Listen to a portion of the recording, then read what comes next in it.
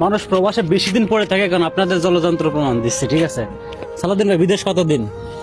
এই 3 বছর। কত টাকা পাঠাইছেন? প্রায় 11 লাখ টাকার মতো পাঠাইছি। ঋণ করে আইছিলেন কত? 3.5 লাখ টাকা আর কি। এখনো কি দিনা আছেন? এখনো আছে 1 লাখ টাকার মতো। দেখছেন, 3.5 লাখ টাকা, এখন 1 লাখ টাকা দিনা আছে, 11 লাখ টাকা পাঠাইছে। কত বছর বিদেশ? 3 বছর। কত টাকা ঋণ করে আইছিলে? সত্যি কথা কবা। 4 লাখ। কত টাকা পাঠাইছো? এই 12 লাখ পাঠাইছি। 3.5 বছরে ঋণ আছে আর ঋণ আছে আর 2 লাখ। 2 লাখ টাকা এখনো ঋণ আছে। কত বছর বিদেশ? 2.5 বছর বিদেশ। 2.5 বছর। কত টাকা ঋণ করে আইছিলেন? রেন্ট করে আইছি আপনার 3,95,000 টাকা। 3,95,000 টাকা। হ্যাঁ। পাঠাইছো কত? পাঠাইছি আপনার 11.5 লাখ টাকার মতো। এখনো ঋণ আছে?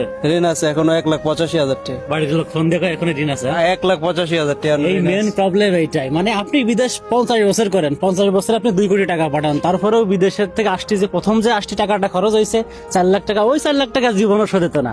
এই জন্যই প্রবাসীরা এই দেশে পড়ে পড়ে মরে। ঠিক আছে।